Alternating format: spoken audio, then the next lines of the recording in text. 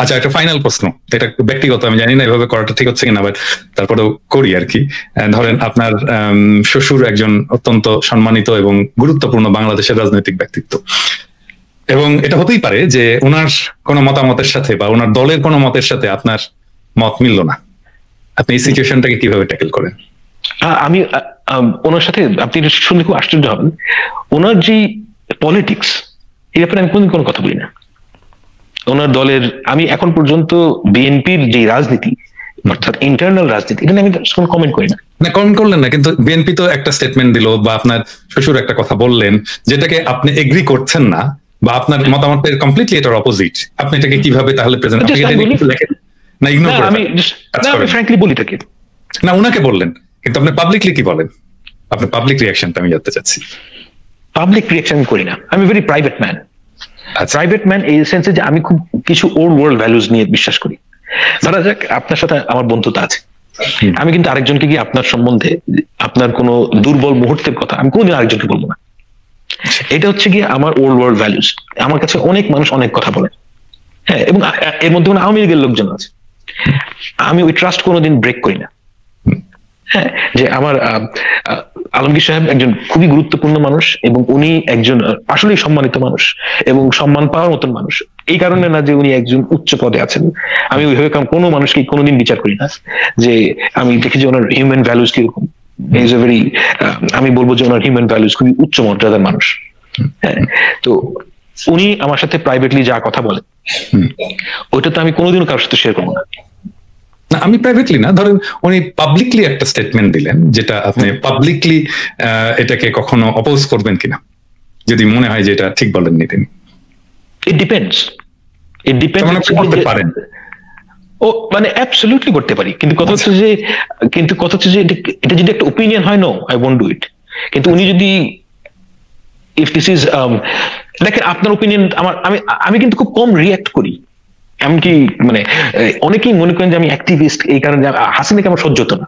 I will be very frank with you, যে হাসিনা এবং শেখ মুজিব এই দুজন মানুষকে আমার সহ্য হয় না, because they represent the worst of us. হ্যাঁ, কিন্তু আমি ব্যক্তিগতভাবে এই যে খোঁচাখুচি করার মানুষ না। আমি যে কোনো মানুষের ওপিনিয়ন খুব শ্রদ্ধা করি, এবং আমি মানে ওনার যে ওপিনিয়ন সেটা আমার সাথে বহু জায়গায় একমত না। হ্যাঁ, কিন্তু আমার এটা নিয়ে কোনো আপত্তি নাই, মানে ইকুয়ালিটির প্রসঙ্গে ওনার যে আইডিয়া এবং আমার যে আইডিয়া সেটা একরকম না। আচ্ছা, ফাইনালি আমি আরেকটা, আমার নিজের একটা প্রবলেম আর কি, মানে এইটা প্রবলেমটা হয়তো আপনি পড়েন না। একটা হচ্ছে যে আমি যেহেতু ছাত্র রাজনীতি করে এসেছি এবং 90-এর মুভমেন্ট করে এসেছি, আমরা তো আমাদের ছাত্র সংগ্রাম পরিষদ ছিল, সর্বদলীয় ছাত্র ঐক্য ছিল, এবং আমরা তো একসাথে মুভমেন্ট করেছি, মানে বিএনপি ছাত্র দল, ছাত্রলীগ, আওয়ামী লীগ, একসাথেই তো আমরা মুভমেন্টটা করেছি। তো সেই সময়ের রাজনৈতিক কিছু বন্ধু আছে, ধরেন আওয়ামী লীগের মধ্যেও আমার ছিল, এখন হয়তো যোগাযোগ নাই। তারপরে আওয়ামী লীগের আমরা অপোজিশন হিসেবে ইমার্জ করলাম। আমরা যে জেনারেশনের লোক, সেই জেনারেশনের একটা ভ্যালুস ছিল যে অনারেবল অপোনেন্ট, মানে কনসেপ্ট। আওয়ামী লীগের মধ্যে অনার করার মতো এরকম কাউকে পান যাকে আপনি অপোনেন্ট হিসেবে পেলে স্বস্তি পেতেন? এখন আর নাই, একটা ফর ভেরি স্পেসিফিক রিজন। আমি পার্টিকুলারলি মনে করি যে 2013 সাল পর্যন্ত আওয়ামী লীগের যে ডিফেন্সিবল পজিশনে ছিল, রাইট? 2013 পর আওয়ামী লীগ ইনডিফেন্সিবল পজিশনে, মোরালি ইনডিফেন্সিবল পজিশনে চলে গিয়েছে। এখন এই ইনডিফেন্সিবল পজিশনে গিয়ে আমার পরিচিত এমন আওয়ামী লীগ থাকতে পারে, দেখেন মানুষের 7টা আঙ্গুল থাকতে পারে, মানে আমি তো দেখি নাই, কিন্তু আমি বিশ্বাস করি 7টা আঙ্গুল আলা লোক পৃথিবীতে থাকতে পারে, 8টা আঙ্গুল আলা লোক থাকতে পারে। তো একজন সভ্য ভদ্র আওয়ামী লীগ থাকতেও পারে, আমি এটা সম্ভাবনাকে উড়িয়ে দিই না। হ্যাঁ, কিন্তু আমি এরকম পাইনি মানে যারা 2013-14 সালের পর আওয়ামী লীগকে ডিজোন করেছে।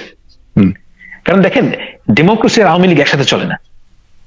আপনি একই সাথে ভোট রিগিং করবেন এবং একই সাথে, এবং এই কাজটা যদি বিএনপি করে, আমি একই কথাই বিএনপির ক্ষেত্রে বলবো, যে দেখেন বাংলাদেশের এতটুকু আমি বুঝি যে সব পলিটিক্যাল পার্টিতে চোর বাটপার গুলো থাকবে, এগুলা হচ্ছে গিয়ে মানে বাংলাদেশের রিয়ালিটি। আমি এটার সাথে কম্প্রোমাইজ করতে রাজি আছি।